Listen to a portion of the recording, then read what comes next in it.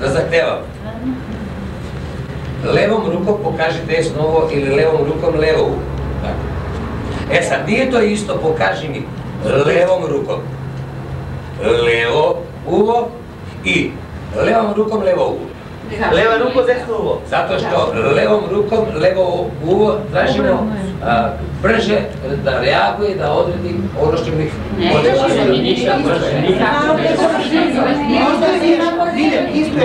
Vi kažete pokaži desno, odnosno levo. E sad, krene levom rukom. Sve u delovima izvršava naloge. On tako sebi mora da razloži. I mi ovako odrasli, zato upravo to radimo, da vidite kako radite još 2-3 puta i zapamtite kako ste reagovali na nalog koji ste dobili. Ajmo još jedan. Ajde, kažuj.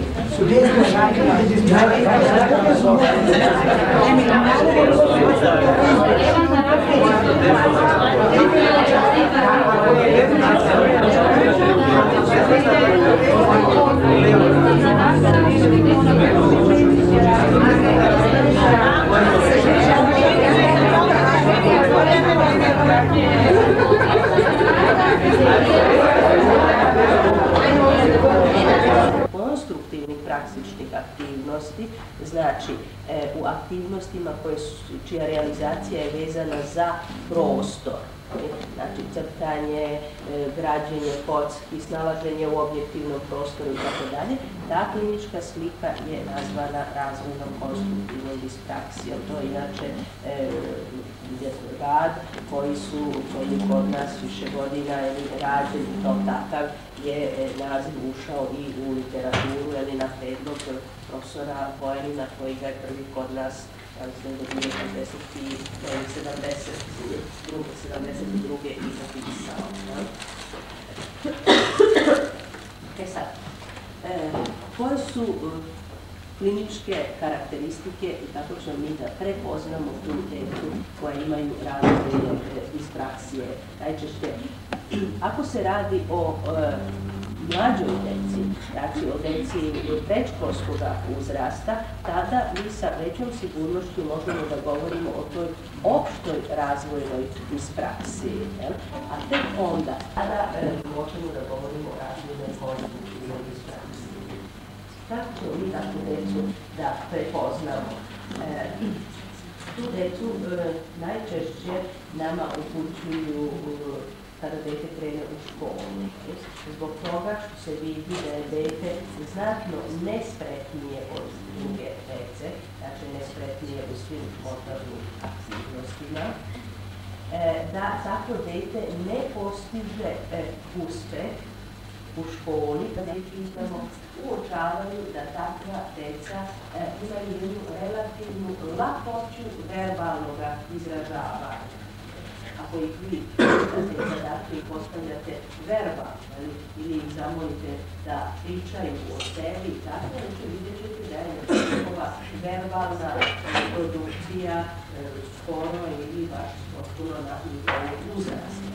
Najčešće vi nemate teškoća sa čitanjem i tako dalje. U nekoliko slučajeva, više slučajeva, dakle, koji smo mi vidjeli, deca su bila doslata od strane ženja nervnog sistema. Nego su oštećenja, nego su nezrelosti, znači i ta stanje osjećanja. Kako ćemo vi to kod deteta možemo da ispitamo? I proba ima znaju jednu okvirne testološke dijagnostike. Naprimjer,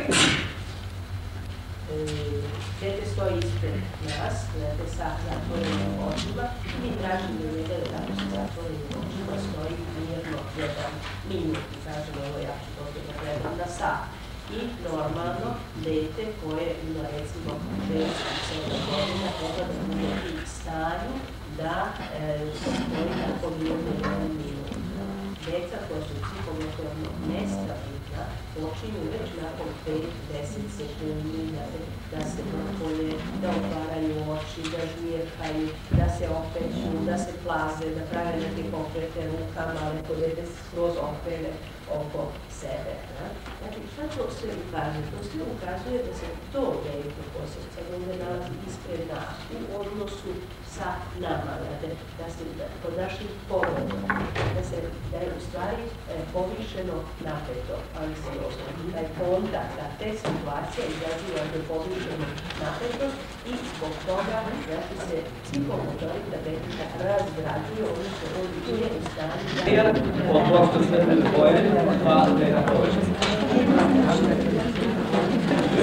Ja sam uzeo temu razvojna koncepcija i razvojna geografija u jedan čas zbog toga da razbijemo jednu zabludu. U nekim enciklopedijama i rečnicima vidjet ćete da se disleksija... Razgovarali danas i juče, znači razvojne disleksije, razvojne disgrafije, razvojne diskalkulije, i ono čemu nismo, na primjer, razgovarali, to su razvojne disfazije, sve to spada u takozvane parcijalne disharmonije, odnosno u disharmonije razvoja, gdje je samo pojedini segment, pojedini bitni segment ličnosti deteta, odnosno njegov razvoj je neujednačen i disharmoničan. A osim ovoga postoji i takozvana opšta razvojna disharmonija koja bi predstavljala, odnosno predstavlja kliničku sliku gdje su sve bitne celine ličnosti deteta, znači govor, motorika, kognitivna oblast, odnosno inteligencija i emocije su u potpunom rasporadu. Inače, sam taj pojam disharmonije vodi poreklo iz defektologije i to francuskog jezičkog područja, gdje se dosta dugo pravila razlika između takozvanih harmonični i debili, uglavnom oni koji su takozvani endogeni, znači gdje je etiologija endogena, dok da su disharmonični debili, oni gdje se radi o egzogenoj etiologiji, znači o deci koja su preživela prenatalno, perinatalno i u najranijem postnatalnom razvoju neka oštećenja centralnog nervnog sistema. Ovakvome stavu je dosta doprinelo i istraživanje psihološkog profila debilne dece koji su naročito radili Zazo i njegovi saradnici. Znači, to je jedna linija mišljenja istraživanja koja se razvijala. A nešto kasnije, znači posle toga, se opisuju i ove kliničke slike, znači o kojima smo juče i danas govorili, znači različite disproblemi, dispraksije, grozije i tako dalje. I na taj način se, znači, postepeno iz oblasti oligopenologije, znači pojam i taj način, bolje da kažemo, mišljenja premješta i u dečju psihijatriju, da bi na kraju ta opšta razvojna disharmonija i predstavljala nešto što pripada, što kaže, zajednički i dečjoj psihijatriji i defektologiji. To bi ovako da bi mogli možda plastično da bi kažemo ili to se odavajete. Bitne celine ličnosti deteta, znači govor, motorika, inteligencija i osjećanje.